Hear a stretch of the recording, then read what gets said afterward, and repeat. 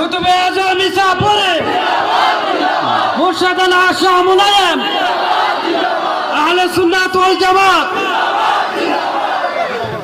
বসুন, আমি যা বলছি হৃদয় থেকে বলছি। আপনাদের রক্ত শিরায় কি গরম হয় না? আপনাদের ভিতর কি নাড়া দেয় না? এই যে 90টা মাজার মাংসে আমরা কি বিচার পেয়েছি? আল্লামা শহীদ ফারুকীর যে হত্যা করেছে আমরা কি বিচার পেয়েছি?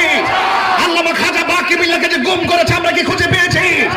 আল্লামা মসজিদের ইমাম সাহেব আল্লামা রাইসুদ্দিনকে প্রকাশ্যে মিথ্যা অভিযোগ দিয়ে মব ভাইরাস করে হত্যা করেছে।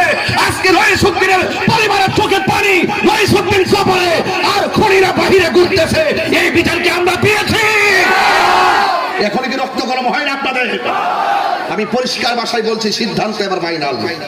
পায়ে দিলে বলে দেওয়া যায় সিদ্ধান্ত এবার ফাইনাল। এবার আমরা ডান বামে যাবো না। শেষ পর্যন্ত আমাদের আকীদার কথা কেউ বলে না।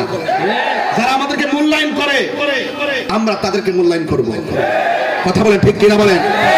আর না হয় তাদেরকে আমরা বর্জন করব। রাজি আছেন কিনা বলেন?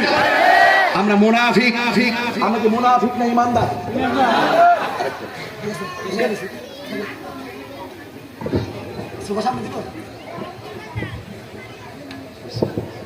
আমরা কি মুনাফিক না ইমানদার? আমার কথায় কেউ রাজনৈতিক গন্ধ খুঁজবেন না। আমি এখনো যা বলতেছি রাষ্ট্রতন্ত্রের সামনে গিয়ে তাই বলবো। আমি গত পরশু দিনে বলছি রাষ্ট্রতন্ত্রকে।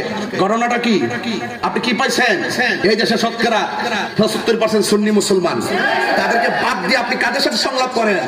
যাদের সাথে সংলাপ করতেছেন এটা সুন্নি জামাতকে বাদ দিয়ে এই রাষ্ট্রের গুরুত্বপূর্ণ ধর্মীয় সিদ্ধান্ত অন্য কেউ দিতে পারবে না। কথা বলেন এদেশে ধর্মের সিদ্ধান্ত সুন্নিরা দিবে, কারণ সুন্নিরা হলে একমাত্র সার্বভৌমত্ব সুরক্ষায়, ধর্ম সুরক্ষায় সত্যিকার ইসলামকে ধারণ করে। কথা বলেন আর সব দিনে এক কথা কয়, রাত্রে আরেক কথা কয়। দেখেন না, একই দল 5 ভাগ হয়ে গেছে। কেরে ক্ষমতা আইলো আমরা, না আইলো আমরা। কি বুঝলেন? আপনি একটু ভয় পাইতেছেন মনে করছি। মাঝবান্ডার পাগলরা কি ভয় পায়?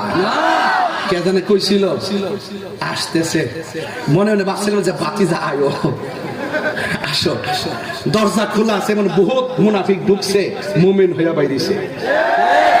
আমরা মারলাম নইলে কাগজে কলমে, ভিতরে সিনার ভিতরে নূর ঢুকাই দিলাম। কথা কন ঠিক না বেটি?